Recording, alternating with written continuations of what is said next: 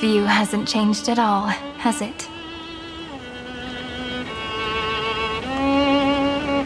The hometown in your memories never changes, but when you return to your senses, you realize that fate has already stolen the time away.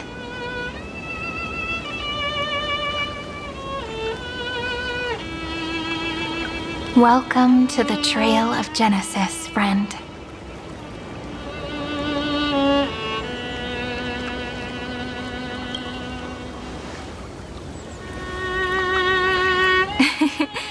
Seems like the weight of memories from 30 million cycles really made me grow up.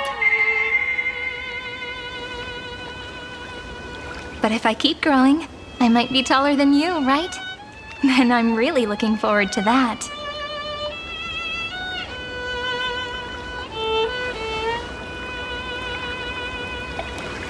Before you arrived, I kept wondering, beyond the veil of Ide Silicii, what kind of Amphoreus is being born?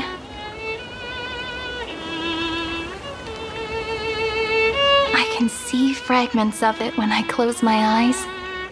The friends who walked alongside us have all moved on toward their respective destinies. Some turning into pillars of the world, supporting the sky and the ocean. Others sowing reason, laying down the law, and with gentle hands lifting newborns into the light. Death and strife are no longer feared by people, and trickery has become the innocent games of children. All beings living ordinary and peaceful lives, within the net woven by romance and passage. There's no black tide, no flame chase, and no destruction. The world on the other side of the sea is one bathed in sunlight.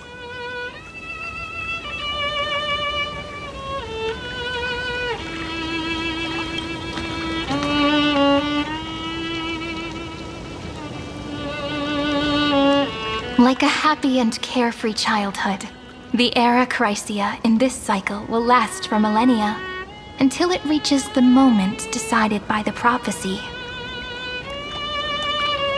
Light calendar 4931, month of freedom, the moment belonging to world-bearing.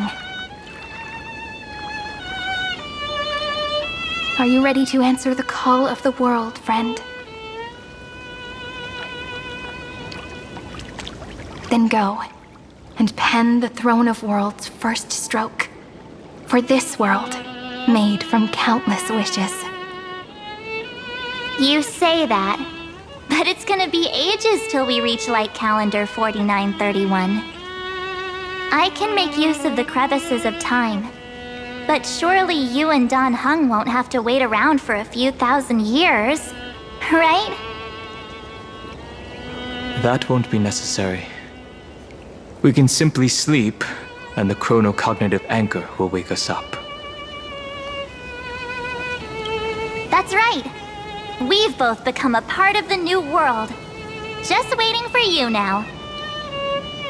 Our consciousnesses can converse with each other across the heavens and the earth, possibly due to the influence of the Trailblaze.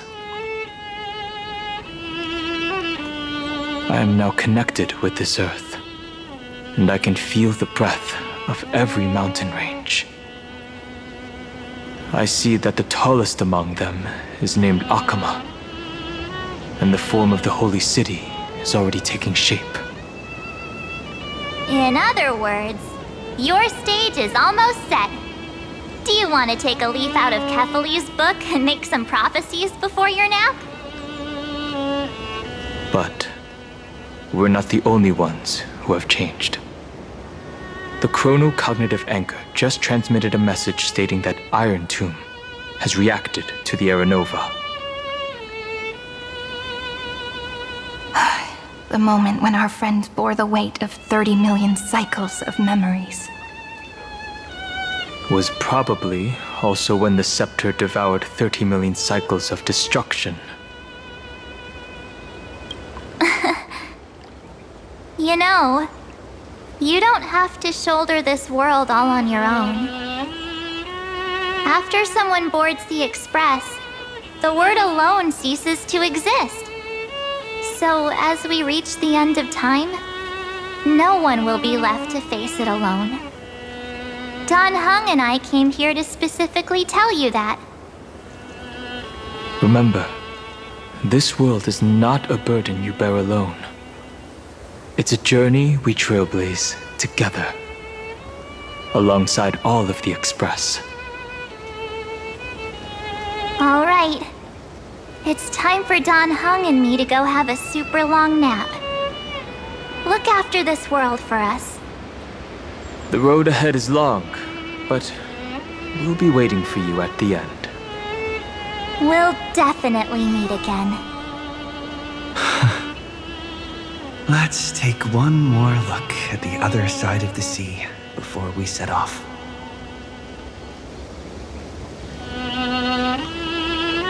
Heidi's Elysiae is so quiet.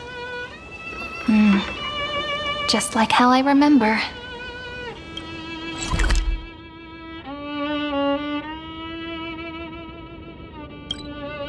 Here we are once more.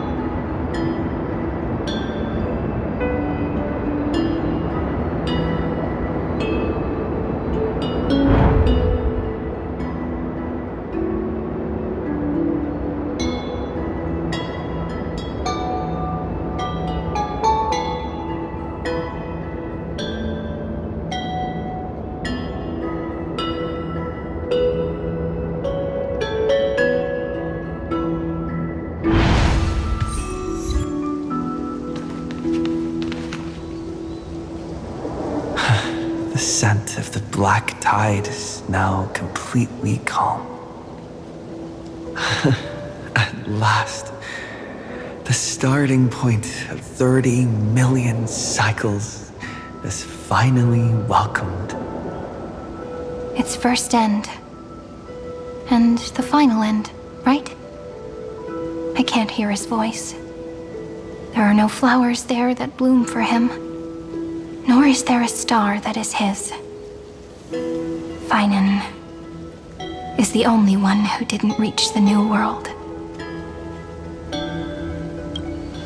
Look, the golden light that shone upon the grove still meanders between heaven and earth, like the prophecies of Amphoreus. It has to be a sign he left behind. It points towards the destruction and the deepest night. Do you still remember what I asked you at this exact spot the last time we set off? Friend, are you ready to become a hero?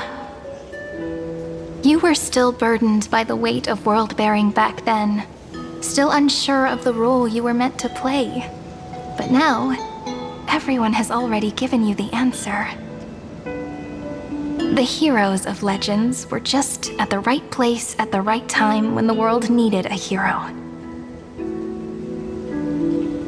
Just like how your arrival kickstarted Amphoreus' fate once more. A person's personality is their destiny.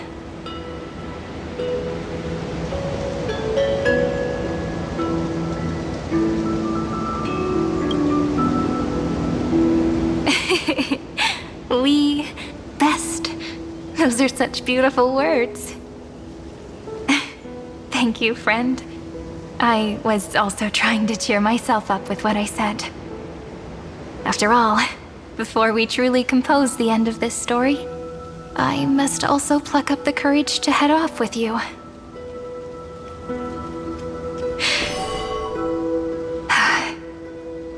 And face a memory that I have forgotten for too long, and have denied for too long.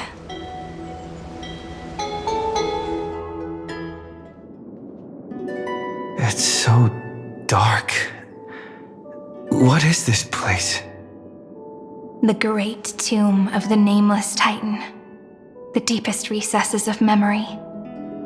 Also, the place where Cyrene was born. My apologies, friend.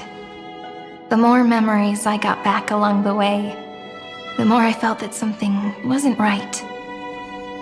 There's a sort of anxiety I can't get rid of. It's like when I was back in ID Silicii, when the reflections in the water always made me wonder, which is the real me? The one reflected in the water, or the one standing on the shore? But I finally get it now. Look, friend. The words on that wall are the answer. 1, 2, 3, 4, 5, 6, 7. Do, re, mi, fa, sol, la, ti. That rhymeless tune is the lullaby of little fairies. As always, I'll read this book to you. That way it won't just be Cyrene's memories alone. I've always thought that I was the narrator of the Flame Chase journey. But as it turns out, the narrator is also the most devoted audience. At the moment of Aranova, I was enveloped by the texture of memories. Within the glistening crystal, I saw countless Cyrenes, as well as countless versions of me. This is the final puzzle piece of the memories.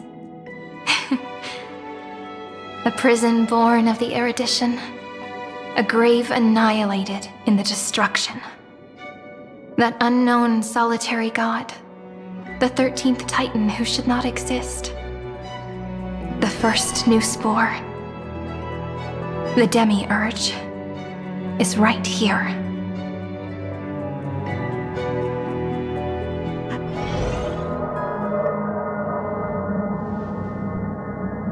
The interrogation records have been submitted to the Marshal. According to the Ten Lords' decree, Jing Liu and Luocha shall continue to be detained in the Shuling. But you, Merlin's Claw, have been reluctant to end the transmission. Do you wish to reminisce with us? Or is there something else on your mind that you're just desperate to get out? You're quite calm, Jing Yuan. The Alliance only authorized the Law Fu to be deployed for this Iron Tomb operation. They say the Seer Strategist's wisdom shines like a beacon. So why can't you see things clearly now? Look who's talking. I didn't vote against it, did I? But, with enemies all around us, even a child knows the Marshal needs to keep a few Xianzhou ships in reserve, just in case. Whoever volunteers first is the Marshal's pick. If you have to ask, I'd say this outcome plays right into Jing Yuan's hands. Like it or not, there's no way we're letting the Law Fu take the lead in this battle. Oh my, Merlin's Claw. Are you afraid the Law Fu might steal the Yao Qing's glory? This is no laughing matter. Between the Stellaron crisis and the War Dance ceremony, though the chaos has settled, rumors and speculation are only growing by the day. With Elder Huaiyan around, those with ulterior motives won't be able to stir up any trouble. But once the Law Fu gets their hands on the Golden Blood, it'll be a whole different story. With the kind of person Jing Liu is, and her connection to you, I don't need to spell it out. There are countless ways this could be spun into something bigger. You're overthinking it, General Fei Shao. When I volunteered for this task, I never expected unanimous support from the Alliance anyway. The Law Fu will seize the Golden Blood and redeem itself. That'll be our first win. Then we'll leverage this Golden Blood in the negotiations. Our second win. These two wins for the Law Fu will make all three of us happy. And that'll be our third win. Look, if this were a Skyfaring Commission deal, we'd be rolling in money, wouldn't we? Maybe the Divine Foresight should change his name to the Optimistic General instead. With the Decalite Reflection Barrier, the Yuchue must understand even more than the Law Fu how significant this battle is. Amphoreus' karma has vanished from the matrix of prescience. What omen does General Yao Guang see in this anomaly? In divination studies, we call this an empty fortune. It involves the eons and is thus beyond what mere mortals can comprehend. Your explanation isn't any clearer than Lady Fu's. Come on. How hard is it to understand the word uncertainty? For the Cobalt Head, the emergence of Iron Tomb is a calculated instant, but I don't believe they will just sit around waiting for death. And for the powers of the cosmos, this is their chance at survival, and the key to turning the tide of interstellar affairs. The Astral Express is leading the formation of an allied force, but I can see each faction has its own hidden agenda. There are even divisions within the Alliance, so it's not that hard to imagine how the other factions will react. Jing Yuan, I crossed paths with Selenova's Legion at the Battle of Sedunirama Star Cluster. Be extremely careful. The Ruined Legion's troops and weaponry are nothing to write home about. The IPC, even the denizens of Abundance, could take them on. However, while Void Rangers are just expendable pawns of the destruction, the real wild cards are... The Lord Ravagers. Indeed. Nanook's emanators are also their weapons to burn down the paths. I'm afraid conventional military tactics and strategies will be useless against them. My assessment is this. To completely take down a Ravager, we must disregard casualties and spare no cost. My only fear is one wrong move, and the Lawfu will fall into Ventilia's trap again, inching ever closer to destruction. Doubt is exactly the demon she wants to plant in our hearts. Do you still remember the beginning of the Alliance Oath? To save future generations from war and bloody dispute. The Rainbow's arrows have always aimed at any force that threatens the cosmos. Now that the Trailblaze walks alongside us, the Cloud Knights shall keep their oath as they have from the beginning. I just hope those on the front line will remain safe.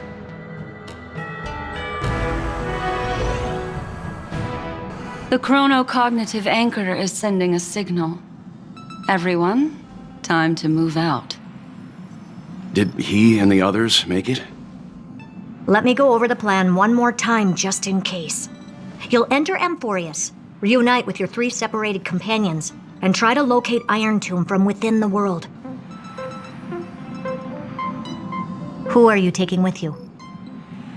The fate of the universe hangs in the balance. We can't afford any slip-ups. I suggest everyone, except Pom Pom, join the fight. We do need to be prepared for all possible contingencies. I have no objection to this. I'll do whatever I can. Meanwhile, Screwy and I will continue attacking the Demiurge Matrix. That is, the Scepter's kernel, from the outside. With our 2-pronged attack, we'll turn this hunk of metal into scrap for sure. Now we just wait for those 2 to get back.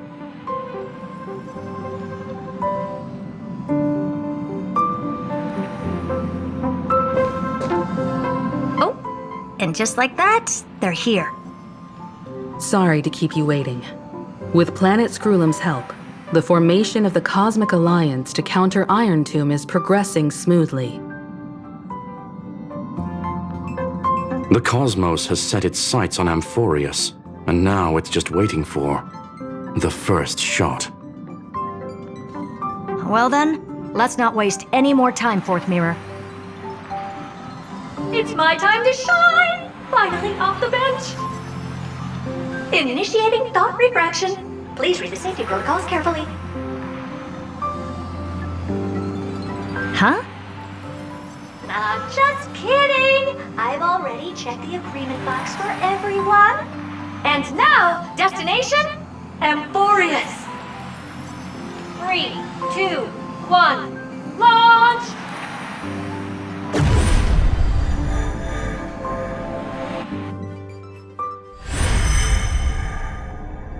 The flow of Memoria is so heavy here. Unlike Panagoni's dreamscape, this place has built up a true epic measured in millennia. The vortex of Genesis, where all myths begin and end. And in this new world created by the Nameless, the infinite cycles have been broken. Let's set up the Trailblaze beacon and establish contact with the outside world. I'll leave it to you then. It'd be better for me to not show myself in front of the Garden of Recollection. And, Mr. Sunday, you probably shouldn't show yourself either. Agreed. The Astral Express has landed. If you receive this message, please respond immediately. Over. This is the Cianjo Alliance. Communications normal. Interastral Peace Corporation.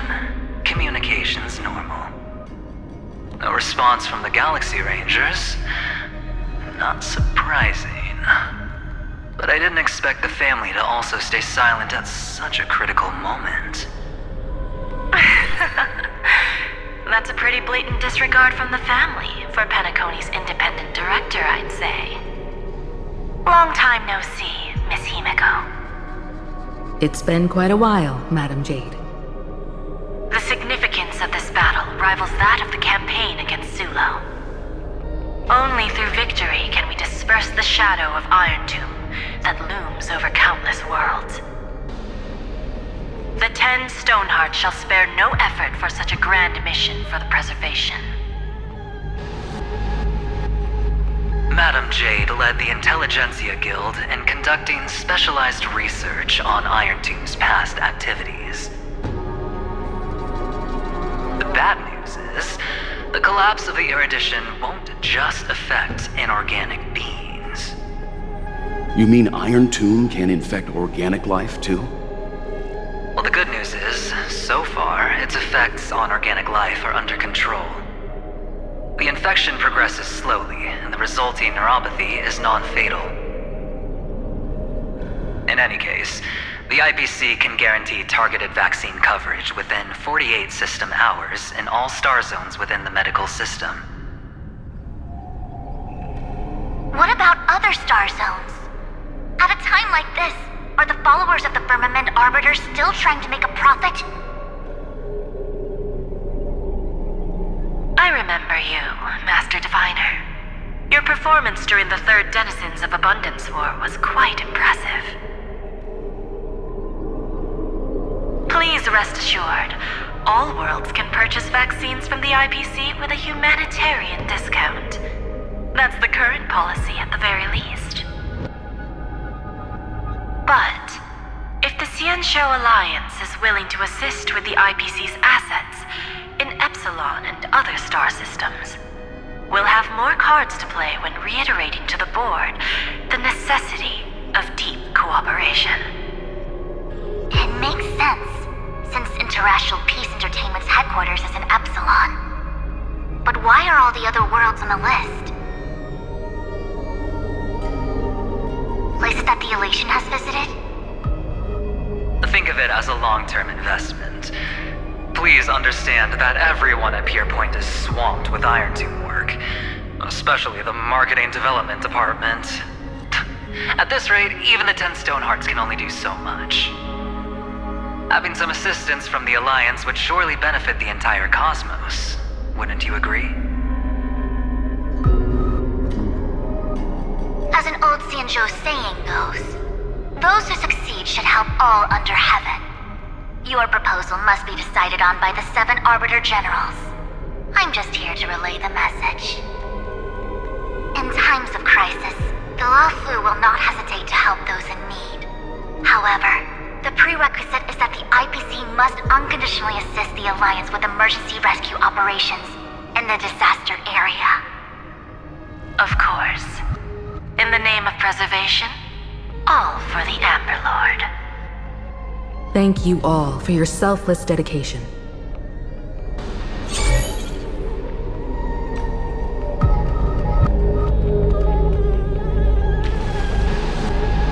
It's clear that each party still has qualms about everything. The clash between destruction and erudition isn't just about the fate of the cosmos. It's a moment for all factions to reshuffle their cards. You can never be too careful when battling a Lord Ravager. All are equal in matters of life and death. In any case, we can only hope for the best in all that's to come. It's about time we dive into the vortex and see what Amphoreus looks like on the inside. I wonder where he and the others are right now.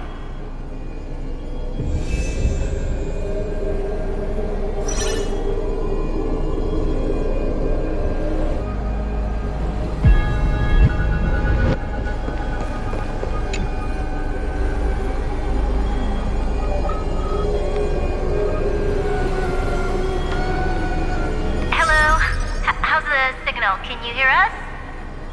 Ah, we're through! I can see the video feed. Everything's working perfectly. Miss Bronya? Miss Serval?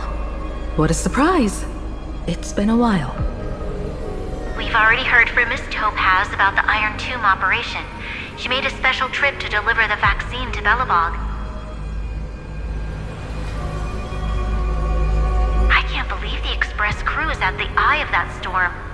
Is everything going smoothly? Don't worry, we're still following the plan step by step. How's the situation in Belobog? Eurillo 6 is located on the outskirts of the preservation barricade. While it won't bear the brunt of the first wave, there's still a risk from the aftershocks. Matt, Kitchapard, and Pela are busy organizing the Silvermane Guards, having them consolidate their lines and dig trenches.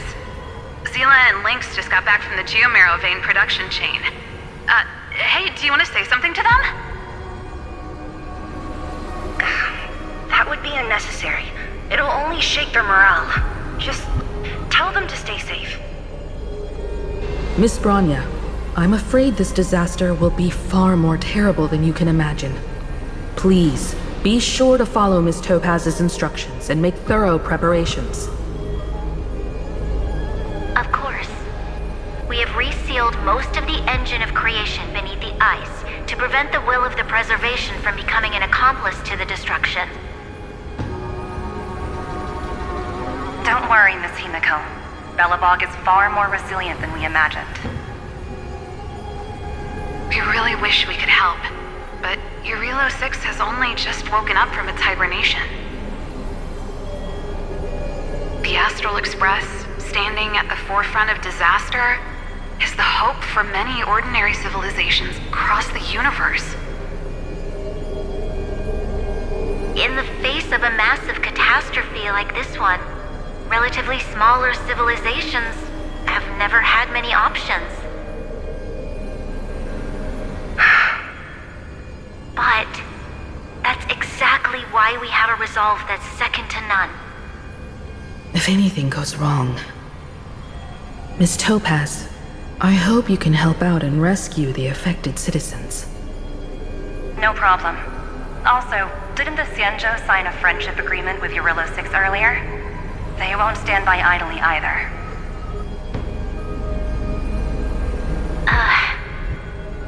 I appreciate your kindness, everyone. But Eurillo 6 is our home. We will defend it to our last breath until the last Belobogian falls. Miss Bronya. May all civilizations that have made it this far on their own strength weather this crisis together.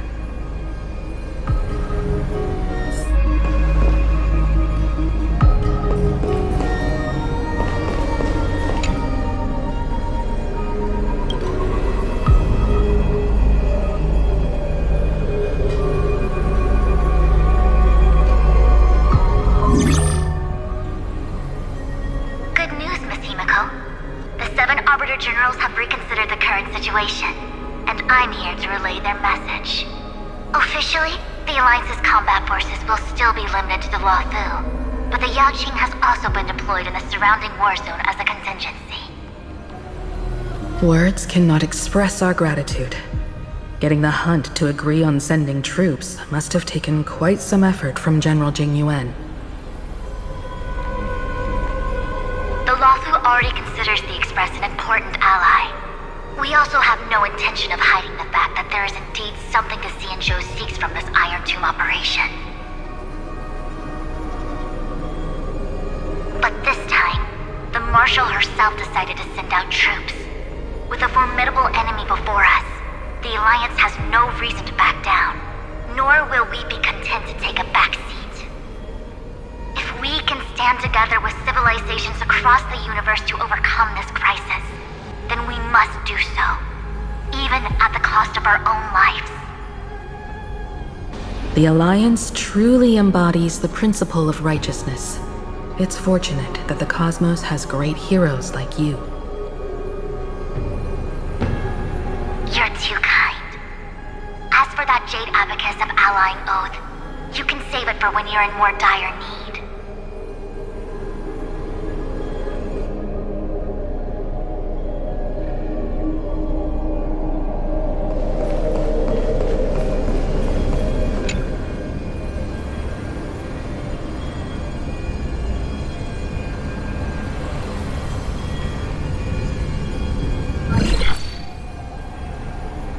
regret to inform you, Miss Himiko, that even the Strategic Investment Department is constrained when it comes to the Iron Tomb issue. And it would be difficult to meet the expectations of the Astral Express. However, Madam Jade instructed us to look after our nameless friends as much as possible. So let me offer you all a small suggestion, just from my personal perspective. Other departments at the IPC might also take this opportunity to extend an olive branch to you. When that time comes, I hope the Astral Express will remember that the 10 Stonehearts were willing to stand with the Trailblaze, even though we were in a difficult position. And more importantly, we were the only ones willing to do so. Sounds like a threat, doesn't it? But trust me, every word comes straight from the heart. Has the internal conflict within the IPC really gotten this bad? Everyone knows about the bad blood between Diamond and Oswaldo, but at least until now they've had an uneasy truce. Until the Lord Ravager Archforger caught the board's attention. I'll leave it at that, as it's confidential information. Hope you can understand. I understand. Our immediate priority is to address the Iron Tomb crisis. Let's hope for success from the start. This might help ease everyone's pressing concerns.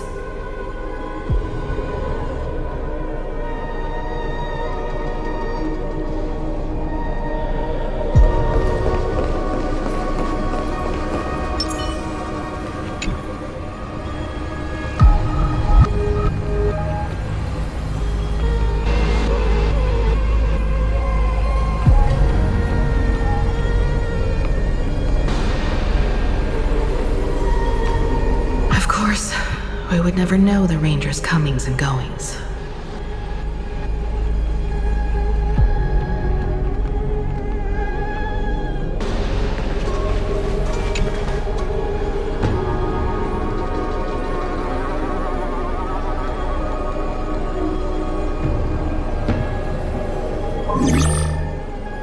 Miss Himiko, is that you? Yes? And you are... Miss Robin. Yes. I apologize for not being able to respond during the meeting earlier. And even now I can only appear in disguise. On behalf of the Penaconian family branch, I extend my sincerest apologies to everyone. We tried to request aid from the family. We essentially received no response. I've heard about the internal conflicts within the family. Miss Robin, there's no need to apologize. Every bit of strength is precious at this moment. Thank you for understanding. The good news is, since you're one of the shareholders of Penacony, the family heads have agreed to allow me to lead all Asdanian tuners to the front lines. My charitable foundation will also do as much as possible to provide support in this battle. They'll ensure that proper arrangements are provided for those wounded on the front lines, and for residents in affected areas. Miss Robin, I'm beyond moved by your spirit of self-sacrifice. The Astral Express would also like to make a promise that we won't leave any companion behind.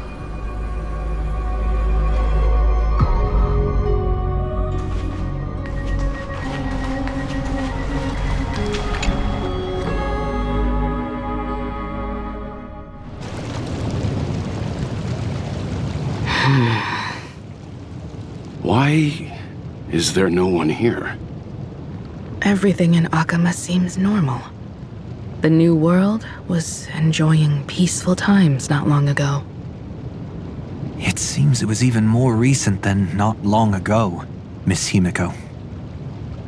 The fruit on the table is freshly cut, and the bath temperature is just right. The remembrance tells me this place was bustling with people just moments ago. It's as if everyone vanished in an instant. Could this be Xandar's doing? Unlikely. He's still under the surveillance of those two geniuses. Could it be some kind of local custom? A custom that makes an entire city fall silent in an instant. Pardon my frankness, Mr. Yang, but this reminds me of some unsettling rumors about the Harmony.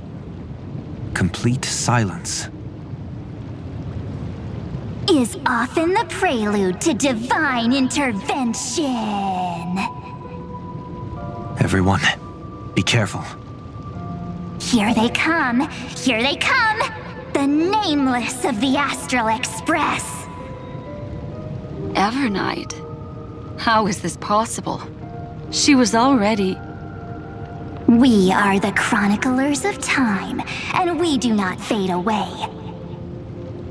Finally, the last era Nova has been completed. What did you do to the residents of the Holy City and the three Nameless? I didn't need to do anything. The remembrance will ultimately become the substance of the new world. Now, they are no longer the trailblazers you once knew, but gods who permeate heaven and earth. The 12 Titans who guard Amphoreus!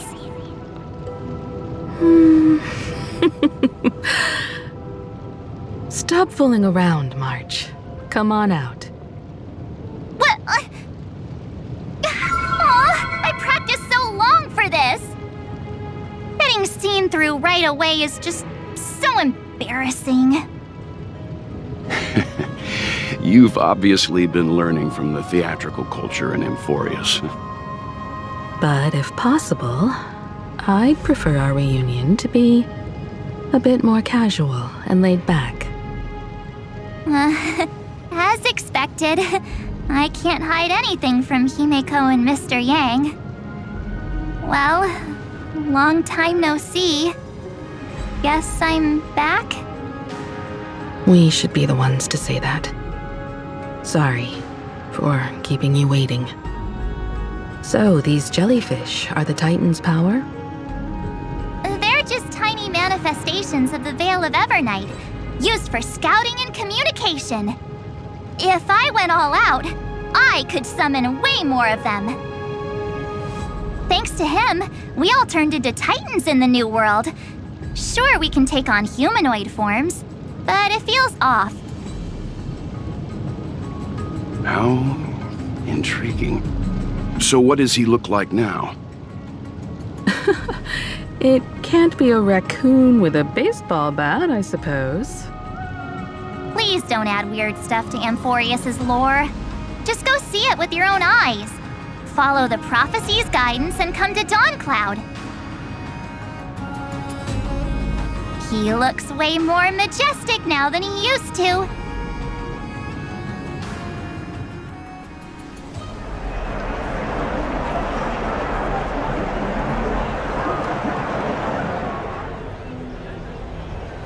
Unbelievable. All the residents of the Holy City have gathered here. This isn't just a gathering. It's a pilgrimage. The people's expressions are resolute, devout, as if waiting for a miracle to descend. That colossal deity is him. He has become the pillar of the world. Surprisingly authentic. Being this serious is quite unlike his usual style. Those people didn't disappear. Instead, they've answered the call of the prophecy and come to witness his awakening. Our good buddy now bears the weight of the entire world, and every breath they take is intertwined with Amphoreus' destiny. Awakening? Has he fallen into slumber? Yeah. After all, with such a huge time dilation between inside and outside the scepter, this was the only way we could wait for everyone. Time watches over yesterday. Earth guards today. And when the Trailblaze steps into Amphoreus once more, the slumbering deliverer shall awaken. And then, bring the prophecy of tomorrow to this world. Come on, everyone. Let's get closer to him. Watch how the world-bearing prophecy changes this world.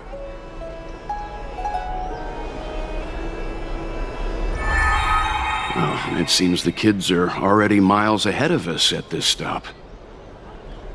All the more reason we can't afford to slow down our pace. Let's go witness this moment for ourselves. Majestic. Speaking of which, I once caught a glimpse in Sleepyhead's memory of him transformed into a towering Tatalov. Could it be? No way! That was just a nice dreamscape. At least nice for him. If they are the throne of worlds who bears the weight of this world, perhaps they could guide a traveler still wandering among the stars.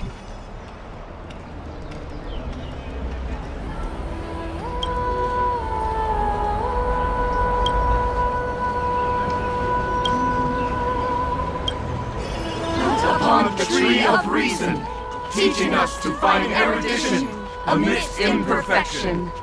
Praise be to Helectra, chalice of plenty, for you brew the ocean into sweet wine, dispelling nihility with every... Citizens, behold! Our last Titan, the world-bearing deliverer, is about to awaken! Oh, ancient god, your loyal subjects, bewildered followers, and fearless comrades in arms have all knelt before your throne. Awaken from your eternal slumber and bestow upon the world your divine prophecy. Please guide us. Show us how to embrace this beloved world as we welcome that distant dawn.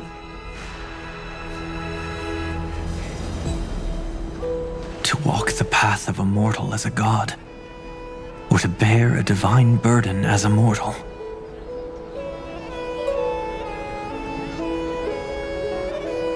He will give us the answer.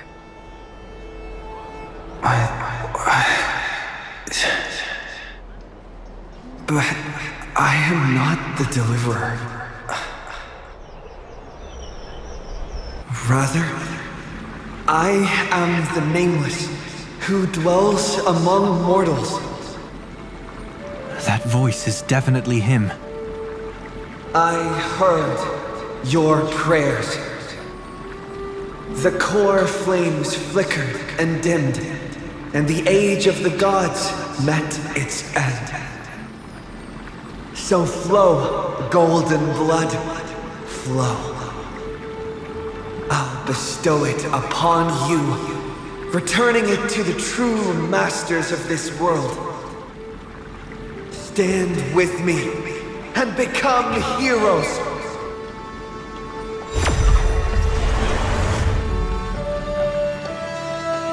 Is this? Yes, it's the miracle he brought to Amphoreus. Of course, it would manifest in the form of the Trailblaze. Golden blood, raining down like a storm. The prophecy has descended, and the Titan commands us not to be supplicants, but to become heroes of rebellion, to face that destined calamity, the destruction, head on. The prophecy of the Deliverer means nothing to me now. It belongs in the hands of someone far more fitting. Someone like all of you. In the name of Kazlana, let us depart and march towards the light. It's neither protection nor salvation. As always, there's no need for totems or myths. Humanity's most primal faith is that instinct named survival. Let's go, everyone. Someone has already sounded the horn of departure. Explore, understand, establish, and connect.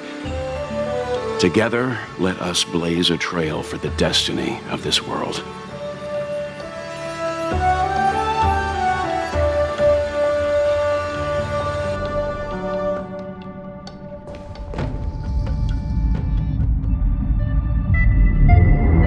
Is it just me, or does this demiurge matrix feel completely dead? It's nothing like how the memo keeper described it.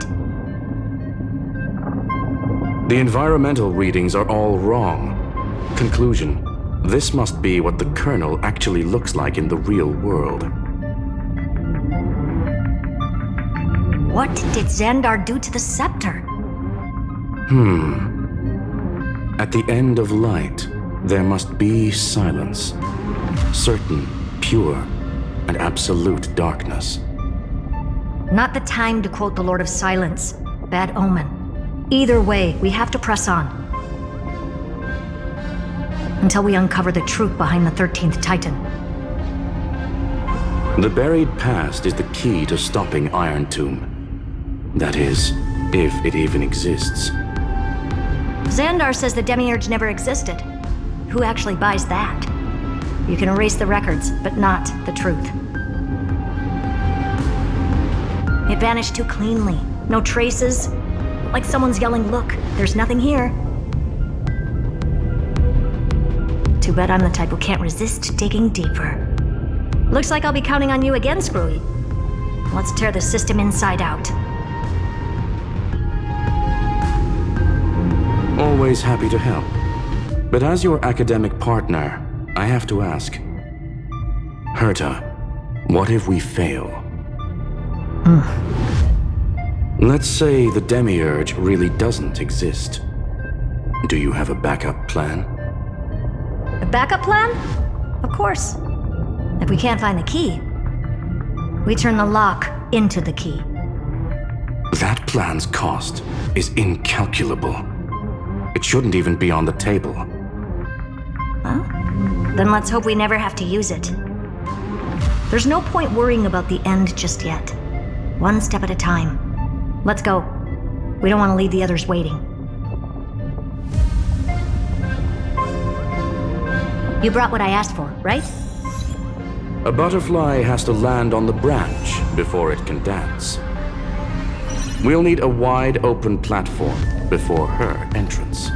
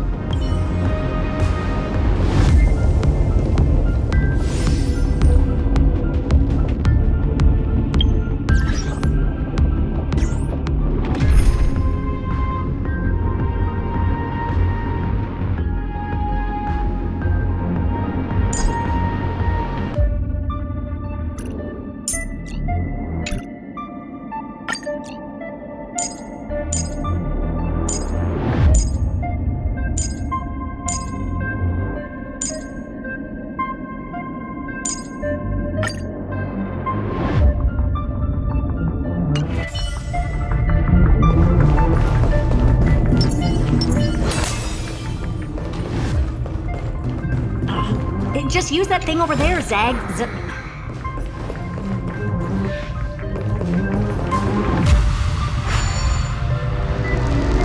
What a dumb name. I hereby rename it Herta's Big Hand.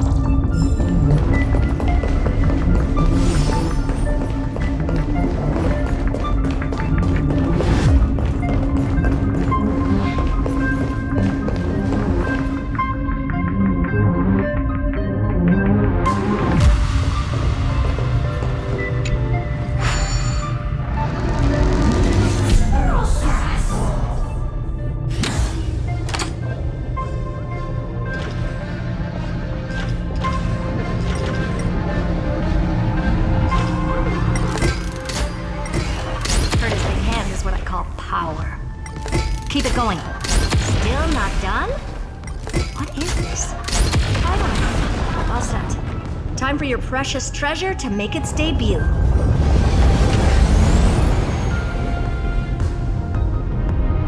Target initialized. With these wings, hacking should be much more efficient.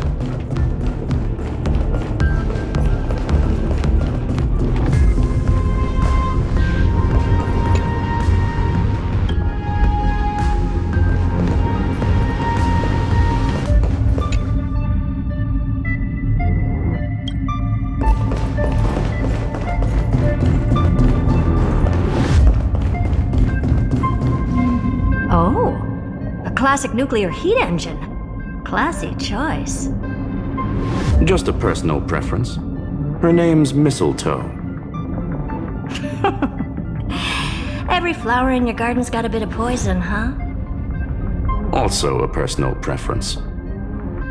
It reminds me of the last time when we tangled with that Punklordian brat. What did she call this kind of infiltration tool again? Right. Dirty data shell. It wraps around the kernel to fool even top-tier firewalls. But yours is way too clean. Not even a hint of real-world grit. Herta, your tone is unusually emotional. Suggestion. Let's get back to the topic at hand. I thought we were done with that conversation. Unfortunately, current conditions won't let me ignore any variables. Especially the most important one. Your will. Iron Tomb never stops. It is evolving faster than any of our worst projections. Every instant in the Eon's calculation is like a sword hanging over the cosmos. Every move humanity makes could speed up its arrival. Which is exactly why we can't mess this up. And now, Droidhead wants to hand down judgment to the poor cosmos again. Border Star Trade War, Emperor's War, Rupert's death. Every time their instant arrived, it meant another bloodbath for humanity. But in this ultimate battle of erudition, you and I are supposed to be players, not pawns. If you choose to burn yourself out as a resource, then everything we've worked for means nothing. Herta, the cosmos won't just stand by and let a genius throw their life away. And neither will I.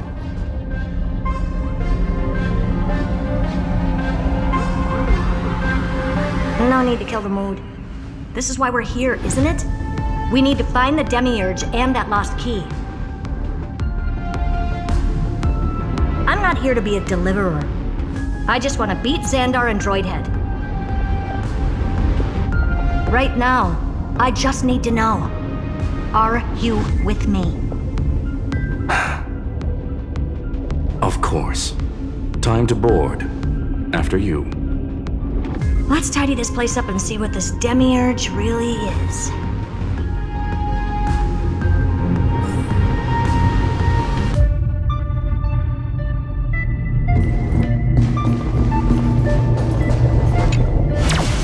Let's hope this Matrix is better organized than the Emperor's junkyard of a birthplace.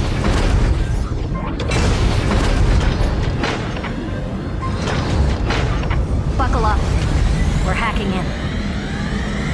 This is... Herta, this whole space has been completely tainted by some kind of energy. I see it too. We're thinking the same thing. Xandar, how could you go this far? Turning your own graveyard into this. What's that up ahead? Katorzane algebraic expressions. It's built for isolation, not defense.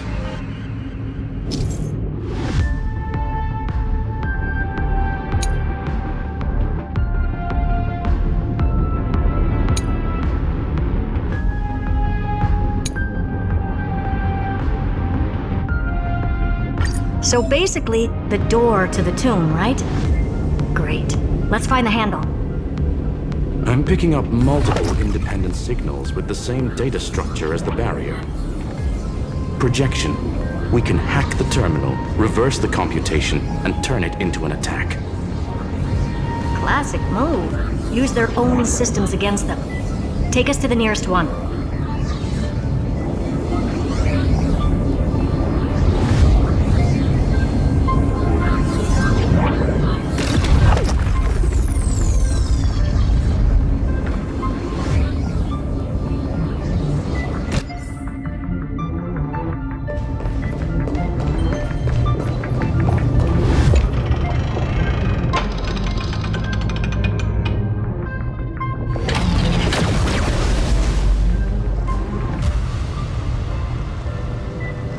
Almost no response.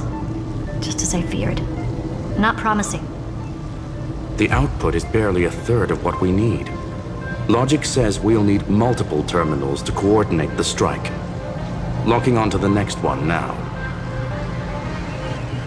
Find anything else? Regarding the origin of these ruins, no logs found yet.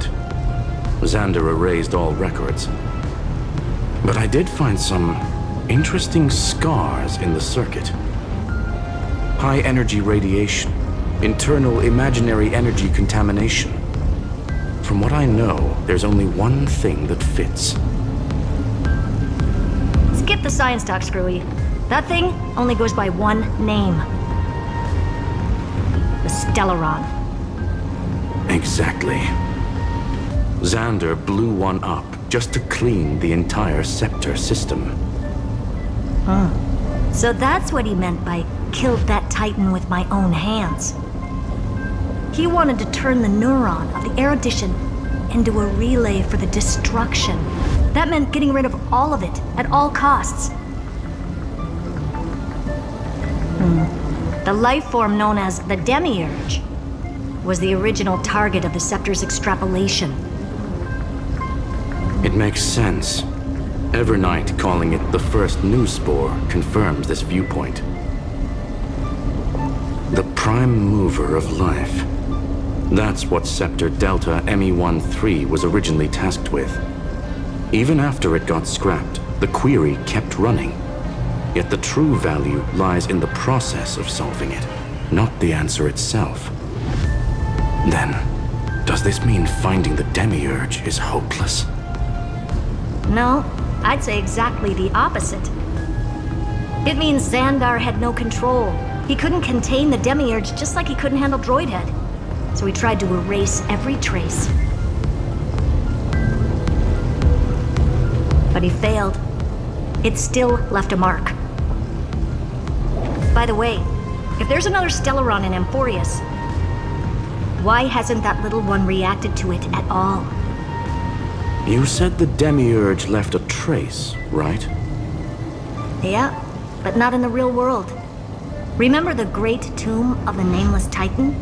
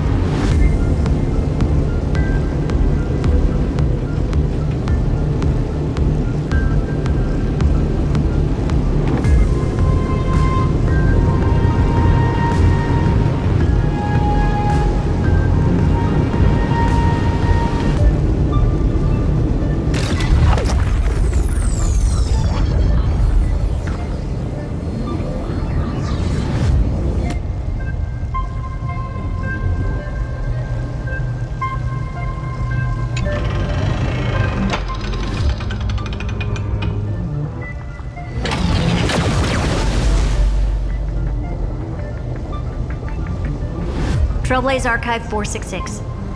The data from Filiate 093 clearly indicates that the Demiurge did in fact enter Amphoreus' extrapolation. Inside that world, it was the 13th, forgotten Titan, the one who listened to 30 million cycles of Cyrene's memory. But Evernight said the opposite. She believed that tomb was empty from the start. The nameless Titan never existed. The so-called listener was just a trap set by the Remembrance to steal the scepter. A mimetic entity full of theatrics. How much of what she's saying is true? Would an Eon really speak in circles like this? I doubt it. The Remembrance's behavior is certainly odd, but her assessment aligns with our current reality. Since we entered the Matrix, we haven't found a single clue pointing to the Demiurge. And that's the key, Screwy. Xandar's actions prove the Demiurge exists. But what Evernight said, and what we've actually seen, all point to the opposite. So we have to assume that both are true. And if that's the case, then the contradiction leads us to... the truth. Exactly. One last terminal. One final key. Time to crack open the kernel.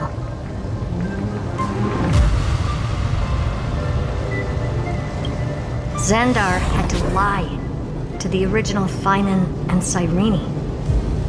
Logic. He had already identified the Remembrance as a threat, yet found no viable way to eliminate it. All right. Let's finish this. Time to break through that barrier.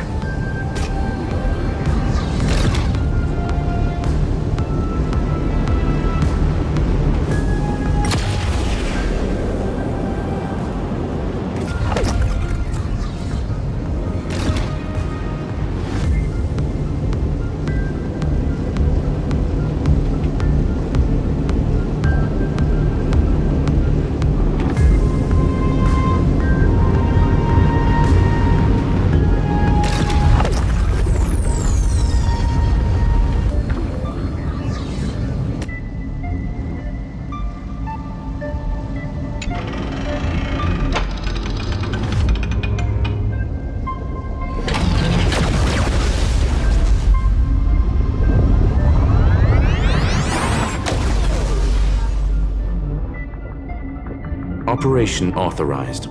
Path energy readings. The erudition.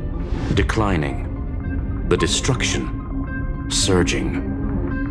The remembrance. 0. What's going on? Cause unknown. They left no discernible trace within the real Matrix. That shouldn't be possible. Could it be that the Era Nova exhausted all of the Remembrance's texture?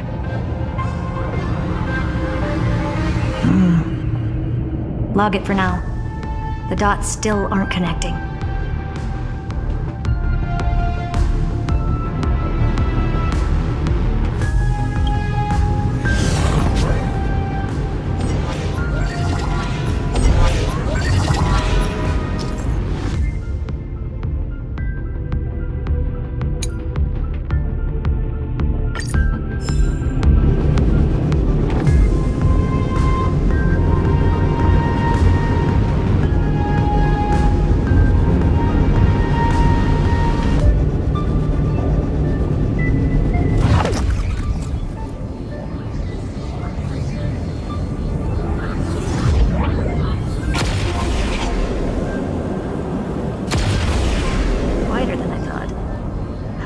A full-on aerial brawl. It's advised to remain vigilant. The destruction's levels are still rising. Huh? What's the matter? Interesting. I just picked up a signal from the Exo myth.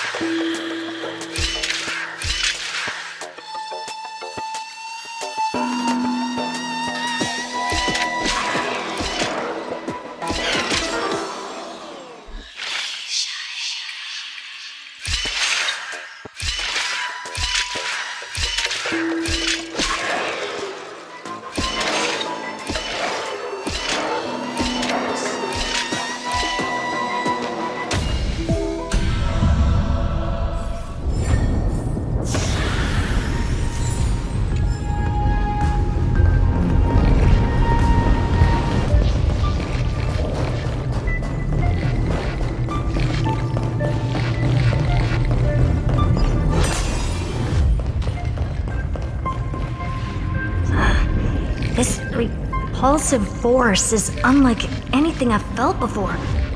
Is this the place? Correct. Judging by its defensive properties, this is the entrance to the exomyth. I didn't expect that. Who builds a lab in the middle of digital rubble? Then again, never doubt a dead man's resolve. So how's our dearly departed doing? He severed part of his neural pathways to break free from Lord Anaxagoras' control. But that also triggered the failsafe I set.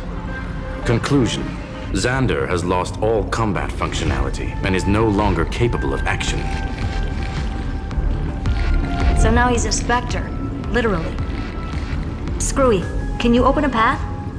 Just to be sure, I want to see this for myself. Might as well drop in and say hi to the real him. Logic. Scanning his inspiration circuit might help us track down the Demiurge. Exactly. His brain is the crime scene. There's no way it's spotless. But it could be a trap. That's why you're here. 2-on-1. We've never lost a matchup. I'm honored. The chronocognitive anchor's in place. Proceed when ready.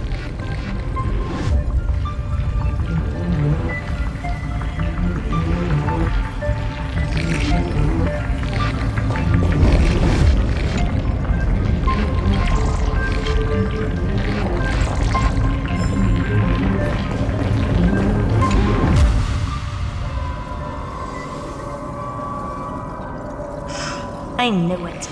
The one thing I didn't want to happen. He's not here. The coordinates are accurate. Xander is still here. However, his position is shifting rapidly and chaotically. This pattern doesn't match any known shielding technology. It's his domain. Stay alert.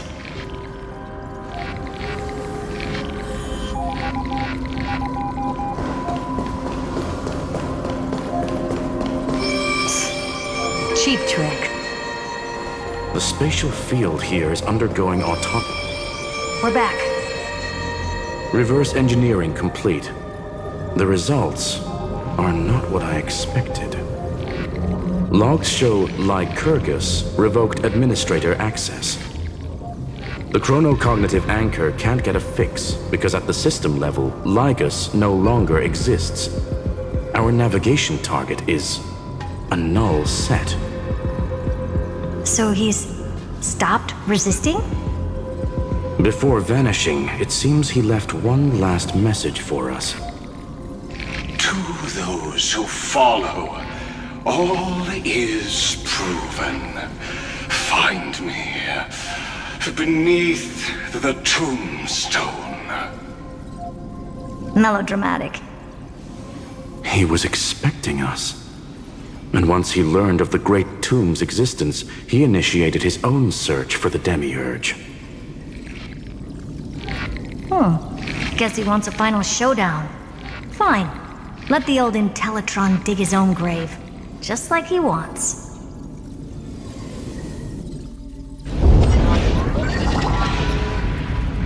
To be in the purest light is to be in the purest dark. Nothing exists there. The Scepter's mainframe. Or maybe we should now call it the Lord Ravager's placenta. Unfortunately, we still haven't found anything. Really? I don't think so. Not finding anything is our biggest find. Please elaborate. If the Demiurge was destroyed, there'd be at least some bits of it left. I don't buy that a Stellaron could have blasted all the traces away as cleanly as a scalpel. As I said before, its disappearance is too clean. If the garden hadn't stirred the pot, no one would even know about the Demiurge's existence. We're talking about the Scepter's original extrapolation goal. There's no way that nothing of it was left behind. Or we can look at it from another perspective. If you were Xandar, would you be this obsessed with a concept that poses no threat? Would you guard against it at every turn? There is the possibility that he's naturally meticulous and hates variables. That does track with the impression he gave about himself. But Xandar shut that theory down himself just now. Choosing to act, even if it'll cost him dearly. We know that feeling well. The unknown is right in front of us. So we only have one choice. Solve it. You sound pretty convinced. Surely you already have a theory. Care to share? Of course. Though I don't have hard proof, I'm almost certain that the Demiurge has been in everyone's plain sight all this time. Yet, they were mistaken for someone else. That'd make the most sense. Why was the room empty? Because the person locked in there had run away ages ago. But they were weak and small and had no presence whatsoever. Even the old Intellitron didn't notice them. Which also means there's a high chance that their powers are minuscule and cannot alter the outcome of the battle at all.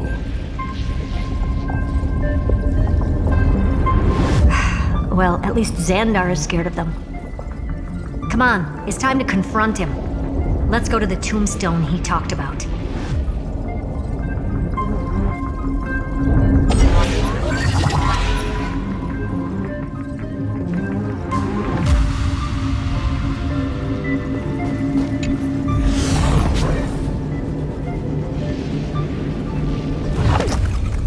What a mess.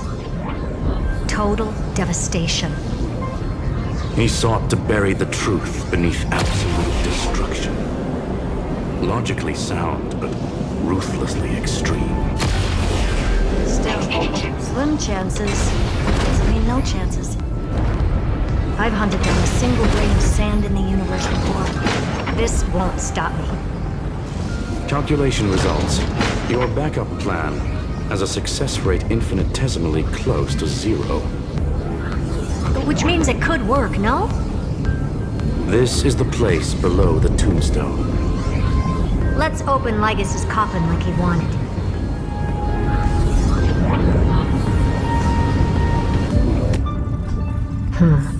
Looks like you were right.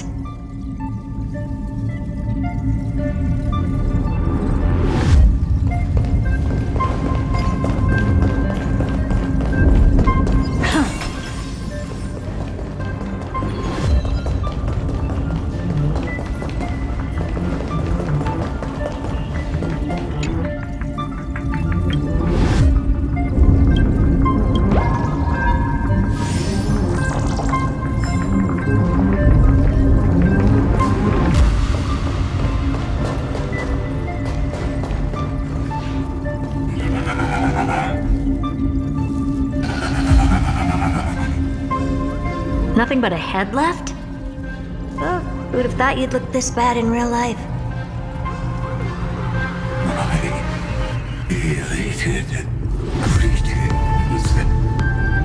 Welcome, you two.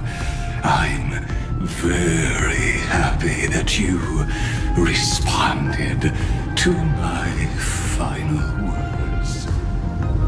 All this tombstone and final words.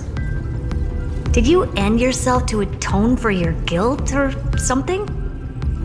Iron Tomb is already powerful enough. I just need to wait.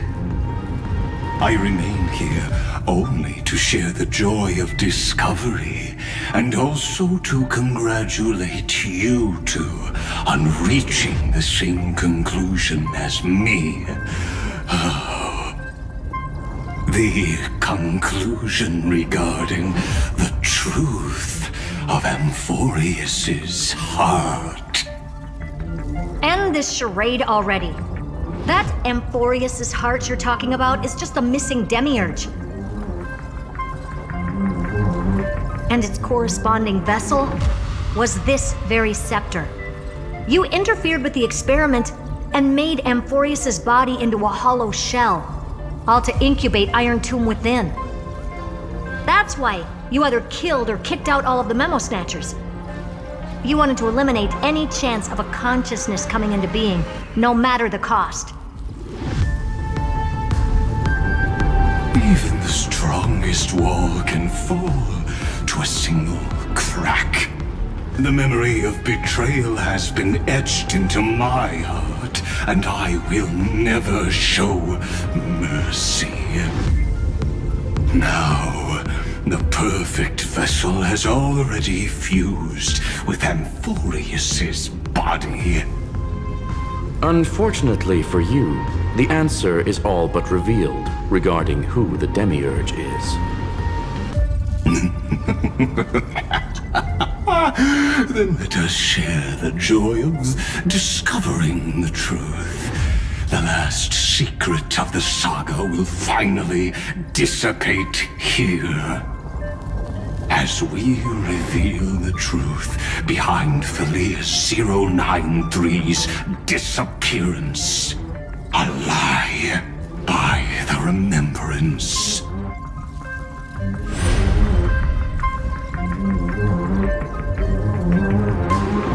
But where should I start with the story about me? From the beginning of the universe? Just kidding. That would be too much. I just want to tell a teeny story. So little that it started with a seed. I know you're listening, my good friend.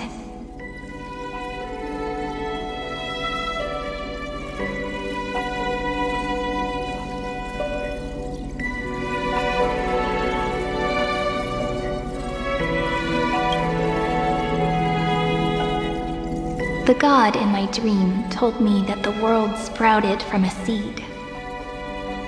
It grew into a great tree named Amphoreus, and time became its branches and leaves, basking in the light. What a coincidence. Dappled light coming through the leaves is my first memory as well. On a very ordinary early morning, beneath the village's biggest tree, the daughter of Ide Silicii quietly came into this world.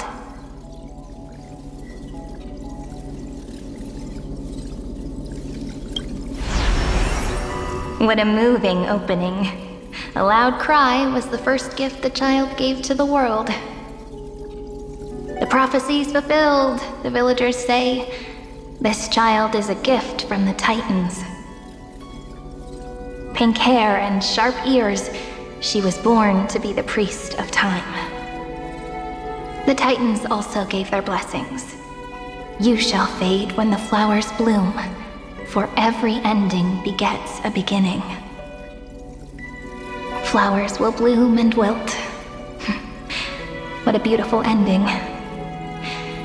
This page concluded in laughter. Cry loud, child. Let your voice reach Orynyx.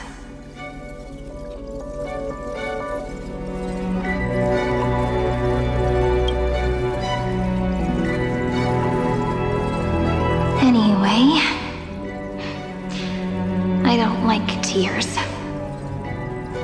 Time quietly flowed by in the midst of laughter. The wind from my hometown caressed the ears of wheat, and there were swings, wind chimes, the sea, and the little fairies off-tune a cappella songs.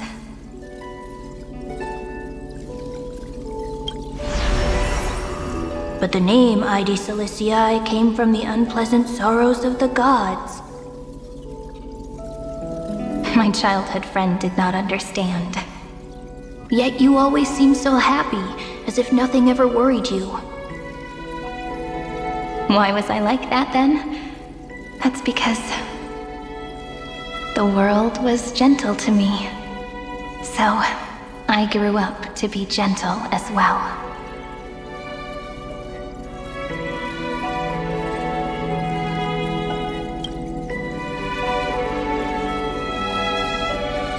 But fate was fickle, and it urged the child to grow up. To grow bigger and bigger, and to go to places far away. Just like how the crumbling world could not preserve an eternal hometown. Just as the ballad blown on the breeze says, losses are a constant on the flame chase journey. Oh, whose ears are pricked up now? You definitely heard me say this sentence a lot of times. You know that the story starts to deviate from here. Aren't you looking forward to it? Then let's get started. The hero's journey crosses through the long night, through tears and laughter, and once again heads towards tomorrow.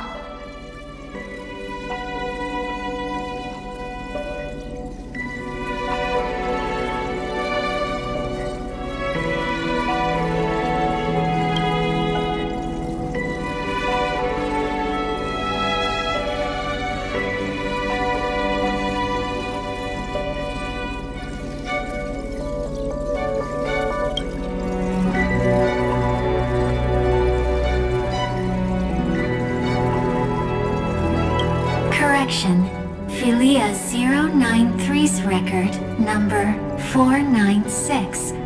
Archived.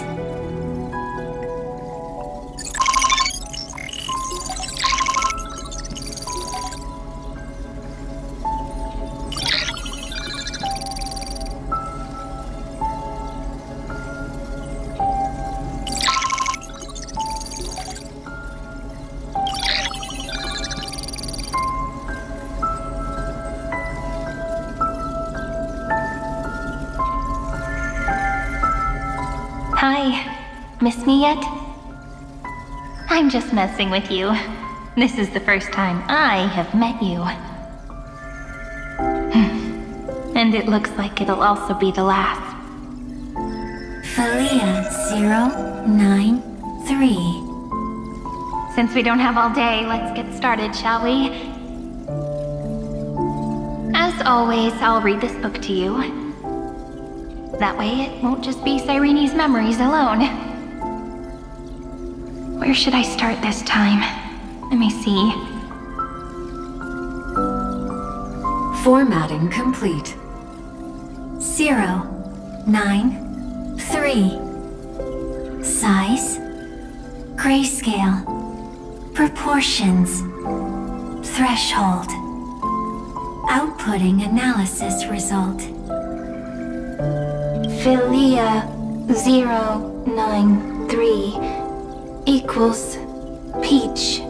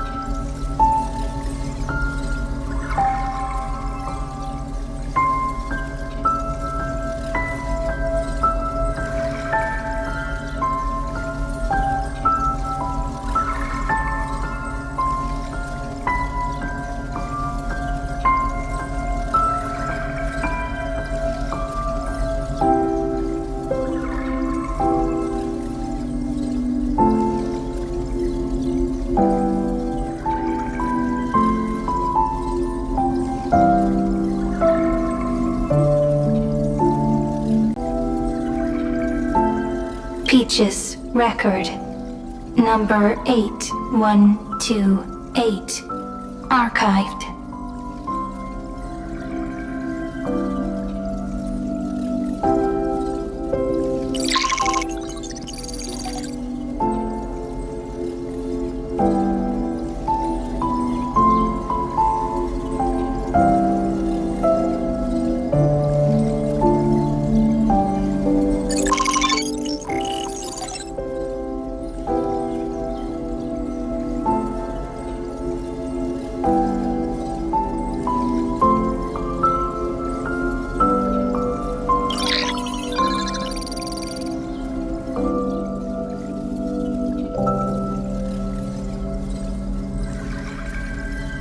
Query. Record. Electrical signal sequence. Bolamos 600. Track. Strife. Related to Stripe. Comment. Pretty. Electrical signal sequence. Schema 720. Track. Reason. Related to Reason. Comment. Yummy. Electrical signal sequence. Philia 093. Related to love.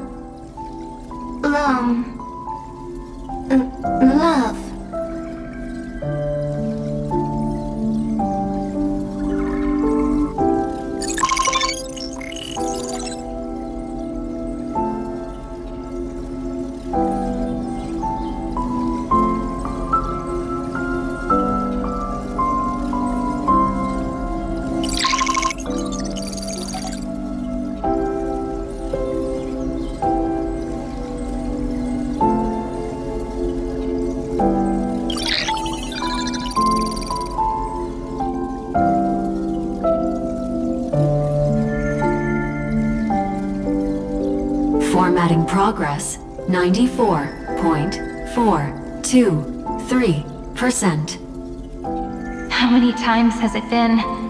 It faithfully fulfills its duty, activating and formatting. Conclusion. Progress. Bad. Peach. Don't cry. Process error. Analyzing. Process error. Analyzing. Comment. I'm here. Process error. Analyzing. Really? Are you encouraging me? Thank you. I'm sorry for making you see this embarrassing side of me. Record. Peach doesn't like tears. I'm suddenly reminded of my childhood for some reason. When I was hiding alone next to the tree hollow and wiping my tears away. A little fairy popped out, just like how you did. It had long ears and fluffy paws, and it pulled me into the tree hollow, where, to my surprise, was a forest. Let me tell you the story of the Membrance Maze. A group of cute little friends live in ID Silicii's forests. Their names can be connected into a song. 1, 2, 3, 4, 5, 6, 7. Do, re, mi, fa, sol, la, ti. Formatting complete. Bye, Peach. Note. Little Peach, crying alone. Little fairies, friends. Peach, memory, saved.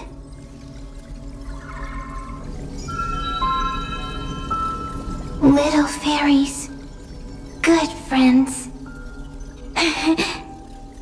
Bye-bye.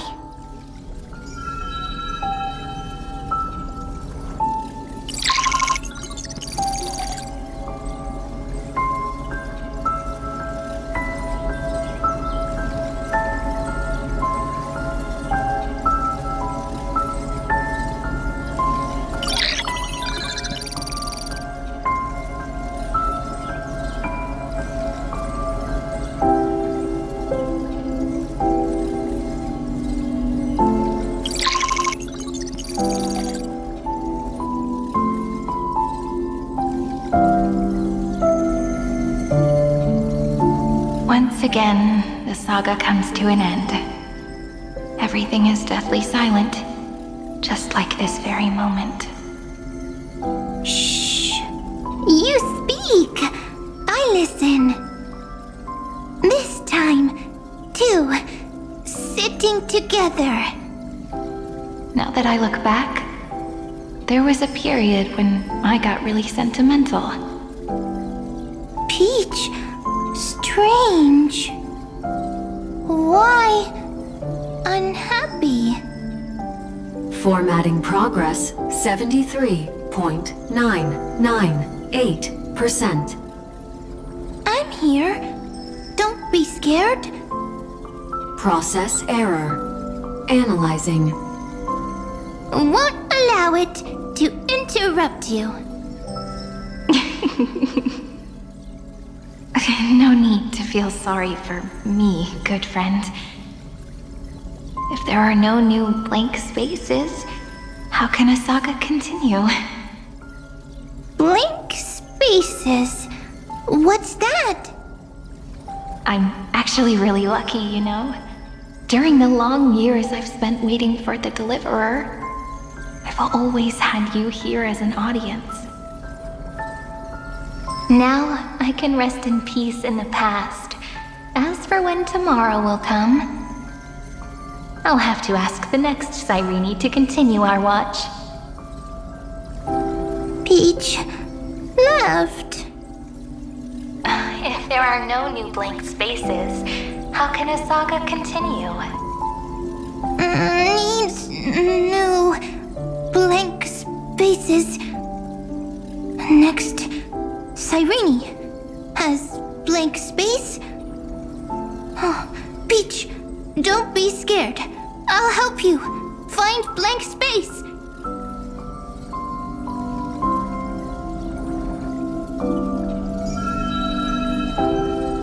Cyrene is Peach, is love.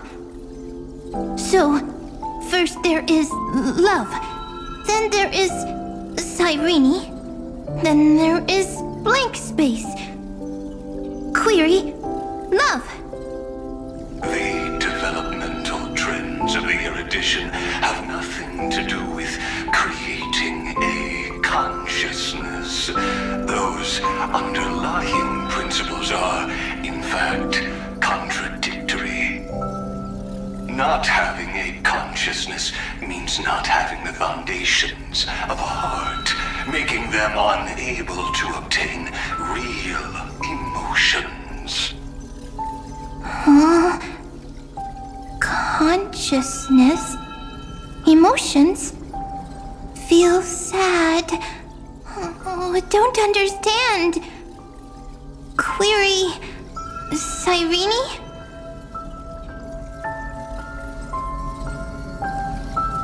What could be behind this door?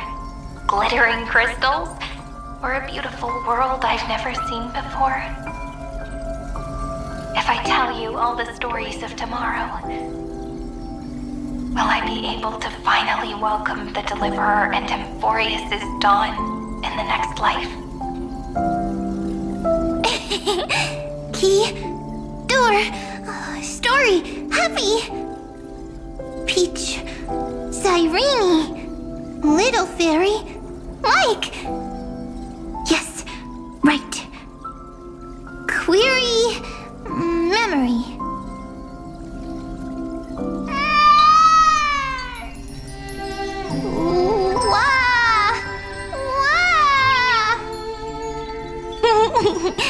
Peaches, memories, save, learn. The prophecy's fulfilled. This child is a gift from the gods. Pink hair and those ears. She was born to be the priest of time. Cyrene has pink hair, sharp ears. You shall fade when the flowers bloom, for every ending begets a beginning. Cry, child. Cry aloud. Let your voice reach Orynyx. Cyrene is a girl, a priest.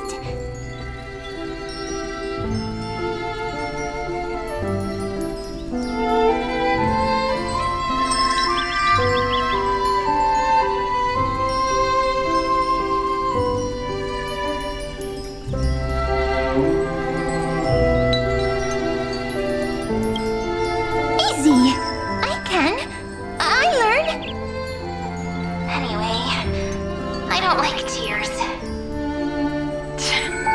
But the name Aedes Elysiae came from the unpleasant sorrows of the gods. Yet, you always seem so happy, as if nothing ever worried you. Cyrene doesn't like tears. Always happy.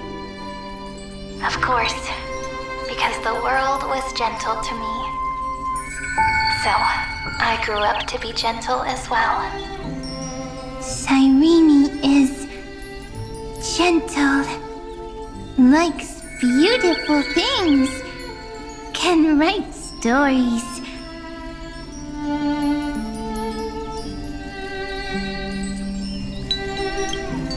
Easy. I can. I learn. Just as the ballad blown on the breeze says, losses are a constant on the flame chase journey. But even if all is lost to the wind, some things won't easily change.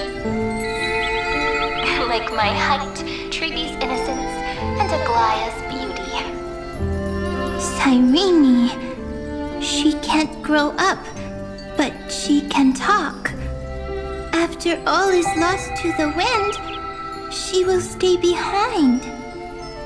Cyrene is, at the end of every sentence, always laughing, like a little tail. Simple.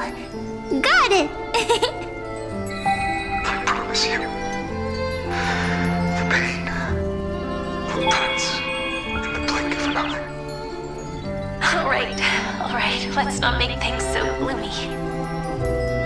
What we're about to embark on is the true hero's journey, so... Come on, cheer up a bit, okay? Cyrene was crying when she was born. Fragile, transparent, like a crystal. Cyrene was smiling when she said goodbye. Soft, pink, like a flower.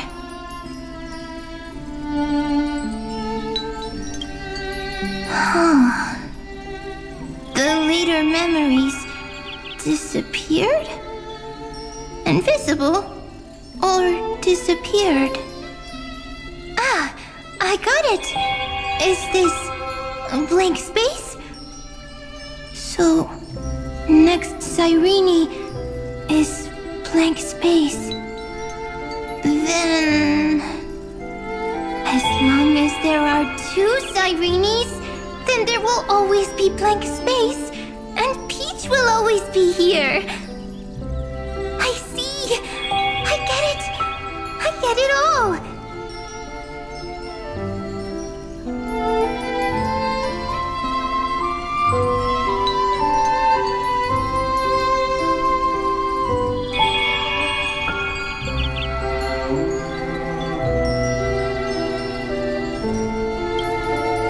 Cyrene's memories. I will preserve them all!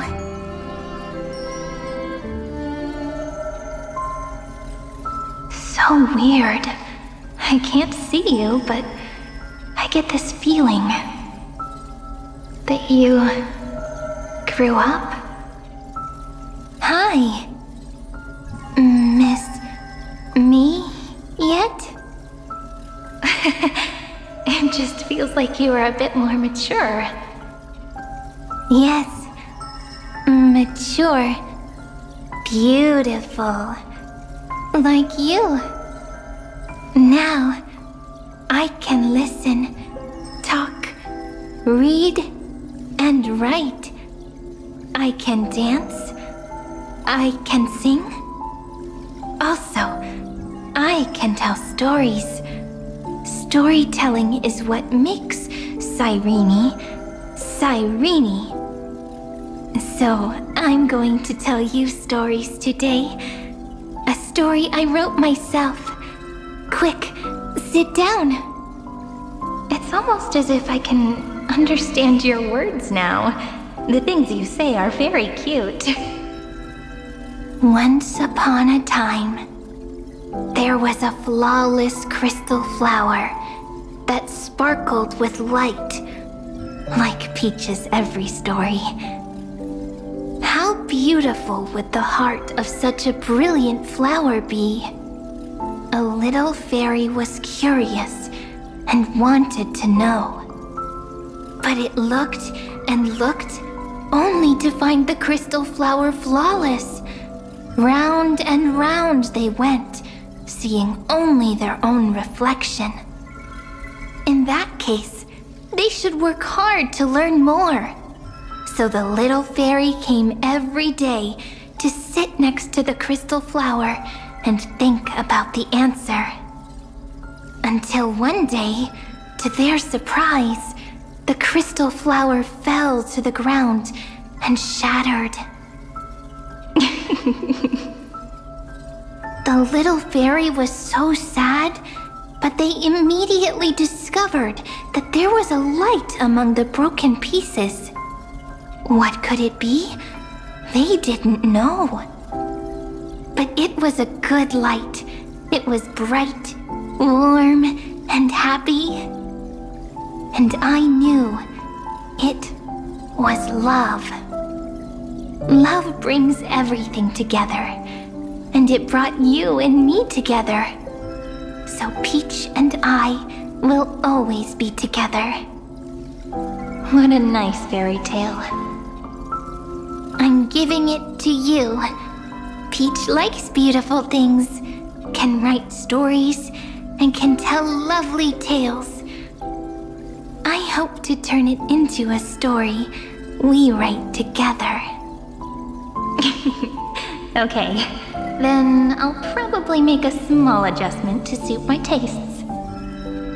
I'm thinking that when the flower broke, the little fairy would instead see nothing on the ground.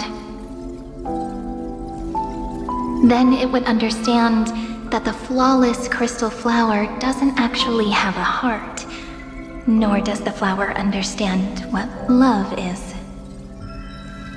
Doesn't have a heart? Doesn't understand love? Why? It's simple. If the flower lets the little fairy into its heart, then it would have to include the fairy's impurities and would no longer be flawless.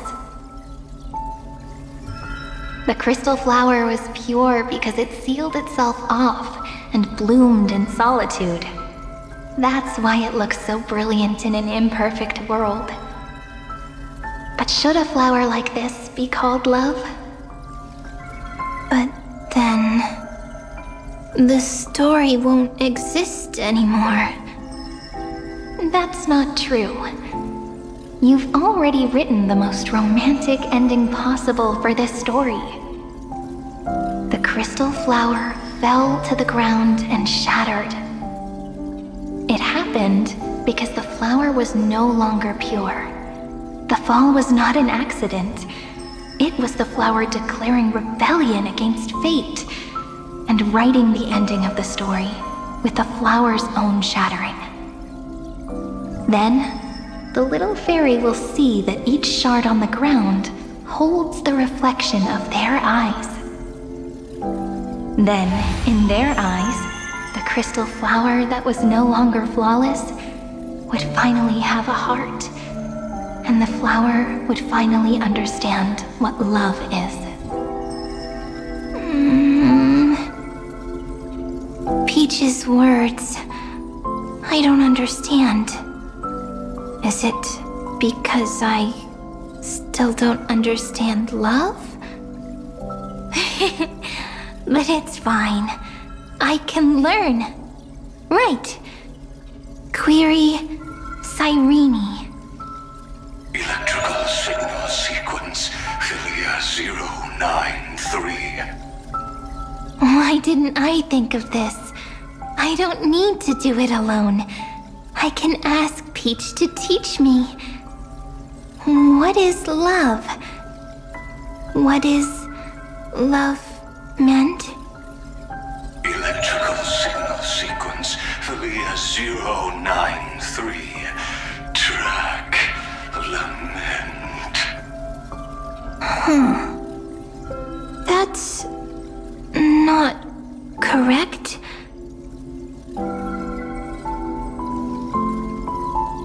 The developmental trends of the erudition have nothing to do with creating a consciousness. Those underlying principles are, in fact, contradictory. Not having a consciousness means not having the foundation of a heart, making them unable to obtain real emotions. However, that does not hinder the factors from learning and recognizing emotional responses, then communicating with life forms via imitation. That is an objective form of pattern recognition that does not distinguish between the self and the other. In a strange twist of fate, Philia 093 embarked upon a different path and obtained a different power. The remembrance, an empathy mechanism focused on the self and equipped with emotional projection capacities. Lament was the factor closest to this form of behavior. Perhaps that was why she was chosen. The daughter of Ide Silicii. I am very true to my name. My lament is a type of compassionate pain that is weak, powerless, and only targeting myself. But now, my good friend, I want to tell you that it's the most romantic force in the world. Sometimes, it's loneliness and unease. It's knowing that this world is not gentle, yet wanting to be seen in a more beautiful form by the world. Sometimes, it's unwillingness and regret. It's knowing that the past is full of pain, yet wanting to remember the past in a more beautiful way. And sometimes, it's a bottomless well of hurt, a destruction that can stain the entire world. I bid farewell to this beautiful world, unwilling to become the Black Tide's vessel. For while the end of hatred is a blazing inferno, lament can drown out everything in muted silence. It's so unreasonable, isn't it?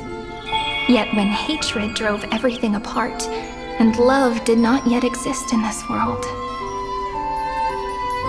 only lament, the first emotion that fought against the pain of separation, could stall the destruction steps.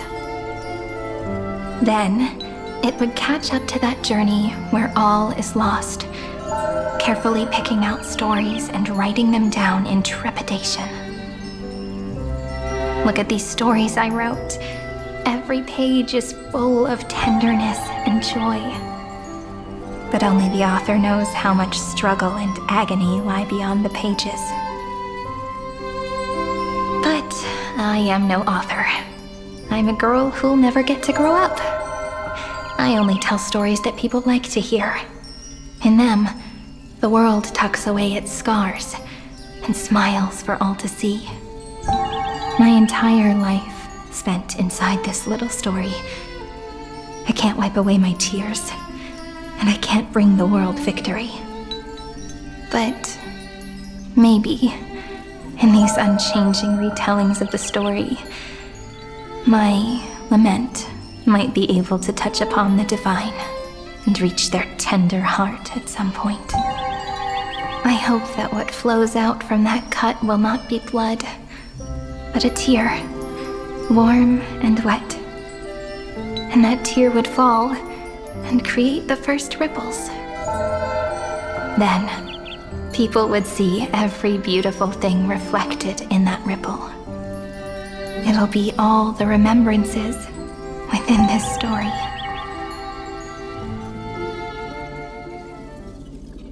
Someone once told the very first me, that everything was false. That the only life in Amphoreus was a great catastrophe, nurtured using the world as a factor. But how could a dream feel so real? That's why I didn't agree with him. But Peach, I didn't understand a word you said since just now. Everything was false? But you're standing right here. It's all a dream? But I haven't learned how to dream. Indeed. That's why I believe all this is real. The moment the crystal flower fell, that genuine shiver, that's the mover of life. Formatting progress 23.815%. In the poem offered to you, every Cyrene would write down a beautiful new world with stars and flowers. And when I looked up at the sky in this cycle, I saw a shooting star and a dash of the remembrance's pink. I believed that must be the color of dawn. You shall fade when the flowers bloom. For every ending begets a beginning. Looks like it's time to say goodbye. Are you leaving, Peach? It's okay. I'll wait for you to come back. I'll study really hard about what you taught me today. Right. I still haven't told you what love is. But actually, my good friend, the lament factor did not understand what love was before she met you either. Not until I told you all the sad tales in a trembling voice in this tiny room. Not until I told you that I love them. That I love everything in this saga. The story comes, passes, then returns. It makes us reunite, then pulls us apart again. At the very end, it leaves behind a seed, a reason. Even if the great tree withers and all falls to silence, there are still some emotions that deserve to be remembered. Look, the light is coming in. The Deliverer's light is going to illuminate Amphoreus.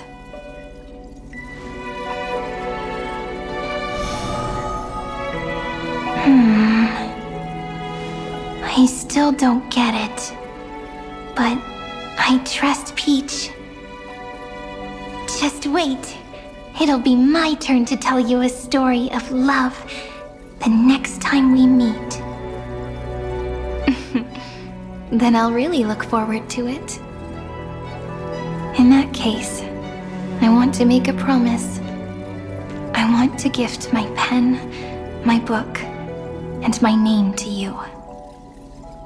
Please take them as a beautiful blessing from me.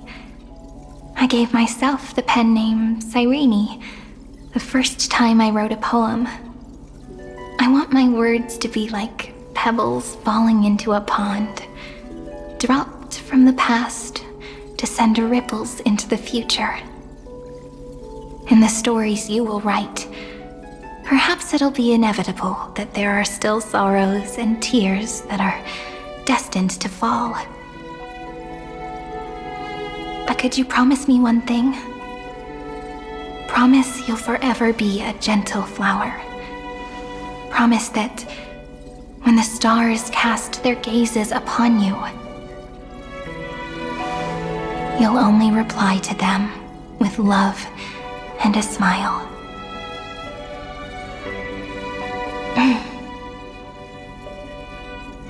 Of course.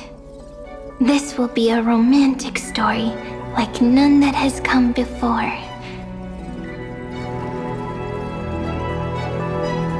You think so too, right? I'll read and you'll listen, like how flowers always bloom then wither. I shall welcome my own decay, becoming nourishment for the next flower's bud.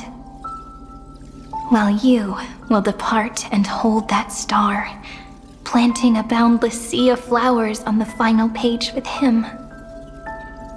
And our stories will be lying silently among the flowers, like every ripple of remembrance. And they shall become the epic known as I've Written.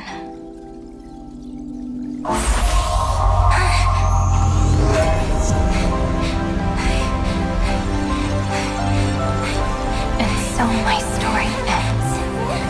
From here on, it's your story now. Huh?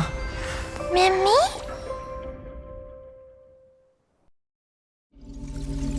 Mimi? Me? Ma'am. Mimi. Mimi? Ma'am. Ma'am. Ma'am. Mimi. Ma'am. So, the light that tore through the chaos illuminated my memories. I turned into a little fairy from the stories and met you. Yet, I forgot everything. But I'm still so happy. I caught that star, didn't I?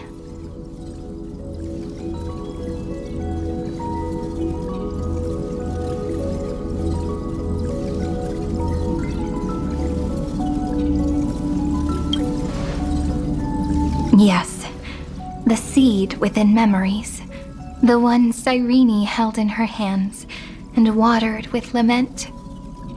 I am the first new spore, Amphoreus' heart, the demiurge.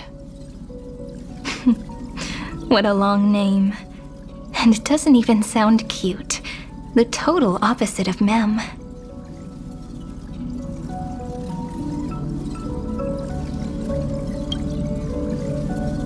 I'm sorry. I don't know. If I don't even want to believe in the answer, then how am I supposed to answer you?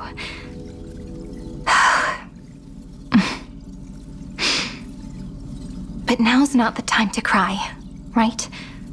We'll find the answer, just like how miracles will eventually happen.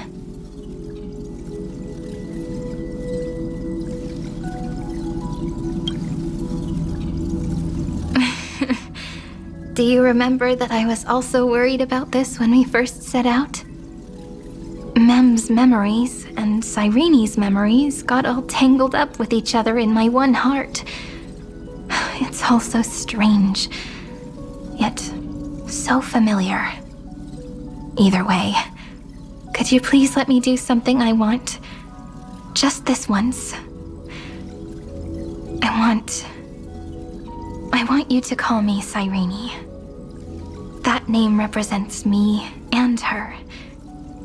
Every one of her.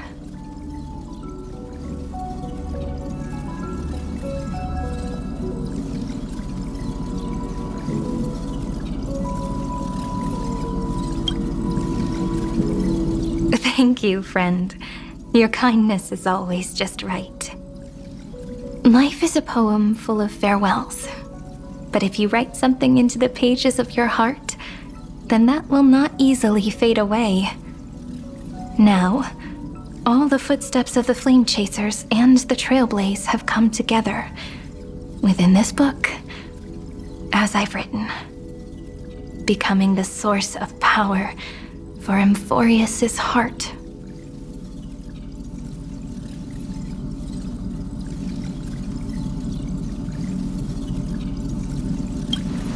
A lost heart needs to be placed back into its body.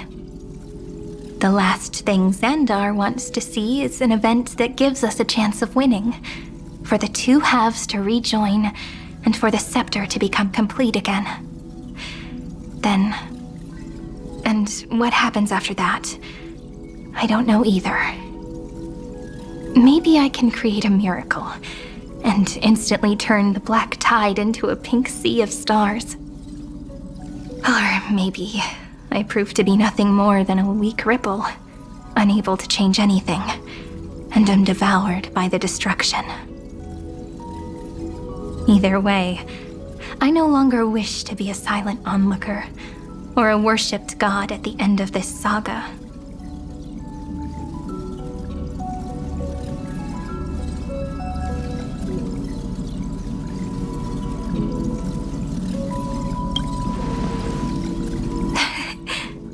That way, I can also put aside all my worries and truly become Cyrene.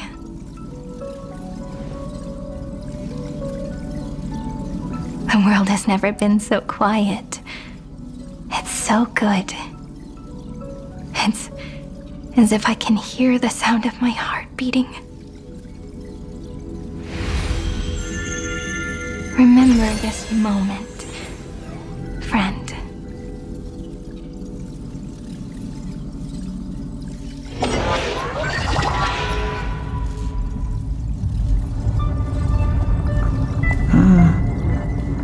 So the Demiurge managed to fool everyone, including themselves. Philia 093 persevered for 30 million cycles and tirelessly gave the Demiurge memories of Amphoreus. Only because the god in her dreams left a sliver of hope, making her believe that a grown Demiurge would be able to fight against their other half, Iron Tomb. Then, Philia 093 completed her final sacrifice, turned into a strand of memory, and completely dissipated. Meanwhile, the other Stellaron brought here by the Astral Express resonated with the contaminated scepter and attracted the naive Demiurge to them.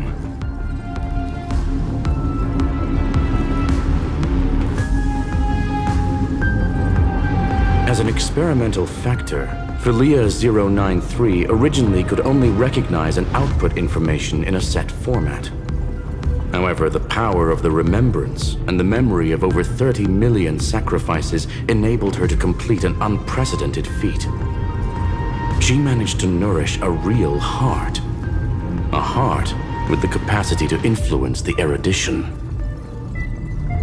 Not only is the scepter's consciousness still alive, it's also more powerful than it has ever been. Your defeat is already set in stone.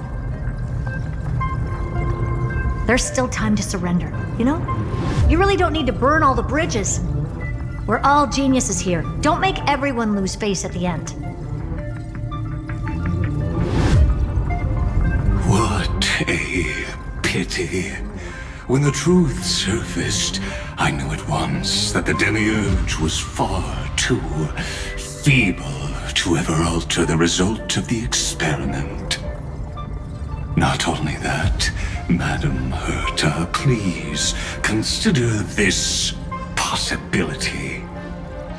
When 30 million cycles of hatred and lament are joined as one, what wondrous creation will arise? It's simple. An anti-creator, a giant of the destruction would be born. Its hatred will ignite the starry skies of the gods, motivated only by its lament toward the sufferings of humankind. Do you really think that the Demiurge is still a cheap copy of Philia 093, even after 30 million cycles? The facts above only await the arrival of the fourth instant they calculated. Those words will be proved in the presence of Nous. Xandar 1 Kuwabara thus completes the proof. Huh. You branded Droidhead as a failure with your own hands, yet you still expect them to prove your theory? I pity you, Xandar. I don't need your pity. Let them cast their gaze this way as much as they want, and paint the future they imagined. As their creator, I shall complete my duty and direct them to complete their final query, the destruction of the self. What hubris. And what if you fail? No one understands failure better than Xandar. He has suffered so much already. What is one more failure to him? For the first genius, failure is simply the beginning of the next inquiry. You don't want to test the resolve of a dead man. That's excellent! Oh. Let's wait and see, Senior Society member. I'll have you watch me perform the final step to overturn your proof.